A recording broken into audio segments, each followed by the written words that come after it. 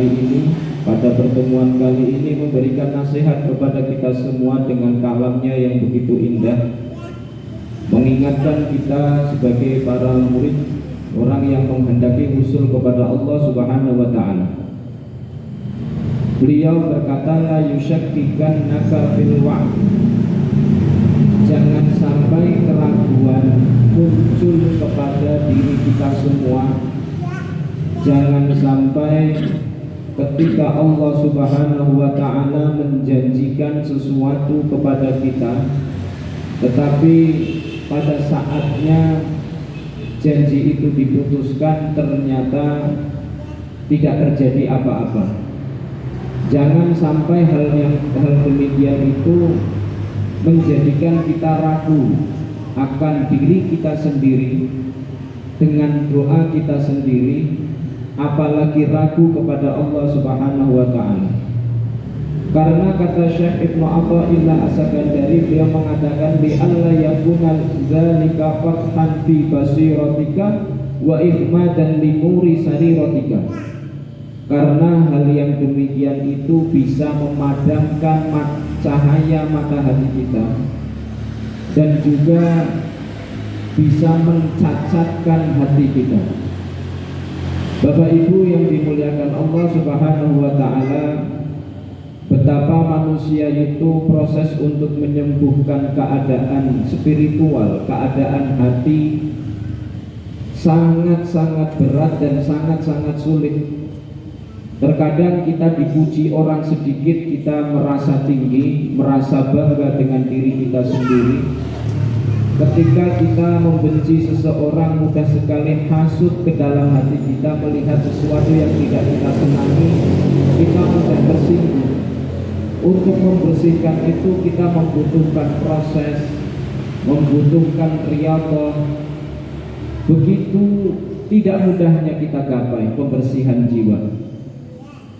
Jangan sampai dalam proses pembersihan jiwa kita karena satu janji Allah Subhanahu wa Ta'ala yang mungkin menurut kita tidak ditepati, kemudian kita ragu dengan doa-doa kita, ragu dengan amalan-amalan kita, dengan diri kita sendiri, bahkan na'udzubillah min dzalik, ragu kepada Allah Subhanahu wa Ta'ala yang dikhawatirkan menjadi cacat hati kita dan buta mata hati kita.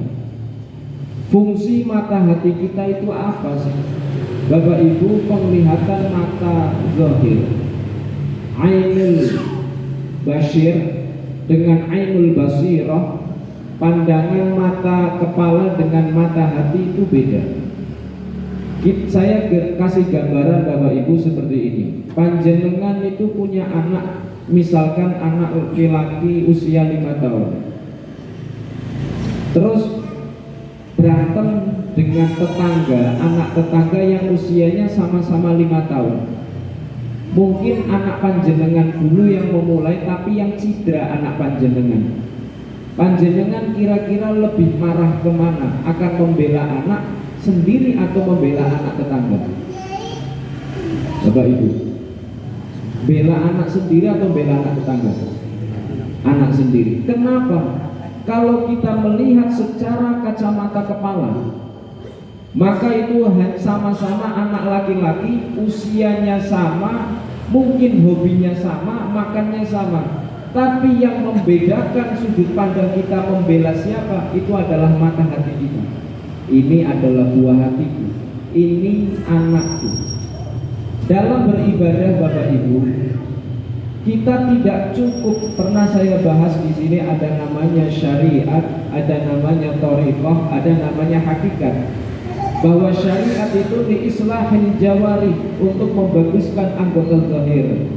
Kita membaca Al-Quran membutuhkan mata yang sehat agar tulisan-tulisan itu tampak. Kita membaca Al-Quran membutuhkan thariqah, keimanan yang tulus kepada Allah Subhanahu wa Ta'ala, bahwa saya membaca Al-Quran ini lillahi ta'ala. Tetapi di luar itu semua kita membutuhkan hakikat, mata batin kita, agar kita bisa merasuk agar Al-Quran bisa merasuk ke dalam diri kita sebagai hujan, sebagai petunjuk. Al-Quran itu hudal lil muttaqin, petunjuk bagi orang-orang yang takwa. Siapa orang-orang yang takwa? Di dalam Al-Baqarah kita sudah hafal semua, sering kita ucapkan ketika kita tahlilan. Alif Lam Mim, dzalikal kitabu la raiba fih. Kitab ini tidak ada keraguan di dalamnya. La raiba fih, hudal lil muttaqin, petunjuk bagi orang-orang yang bertakwa. Alladzina yu'minuna bil ghaibi wa yuqimunas sholata wa mimma razaqnahum yunfiqun. Walladzina yu'minuna bima unzila ilaika wa ma unzila min qablika wa bil akhirati hum yuqinun. Mereka orang yang takwa pertama adalah alladzina yu'minuna bil ghaib, orang-orang yang beriman dengan hal-hal yang gaib. Hal yang gaib ini tidak bisa kita lihat dengan panca indera kita, tapi kita bisa lihat dengan hati kita. Yang dimaksud gaib itu Bapak Ibu bukan yang ramai di sosial media. Apa? Melihat kuntilanak, genderuwo, di sini ada penunggunya. Nauzubillah min dzalik, hal yang seperti itu kata Imam Ghazali, orang yang suka melihat hal yang seperti itu kemungkinan majnun, ada gangguan jiwa. Kata Imam Ghazali, Syekhul Islam. Jadi kalau ada misalkan katanya Ustadz, pakaiannya Ustadz, tapi sedikit mengatakan cincin ini ada penunggunya, rumah ini ada penunggunya, wujudnya seperti ini. Buka kitab Ihya Ulumuddin, kata Imam Ghazali, majnun, orang yang terkena gangguan jiwa. Tapi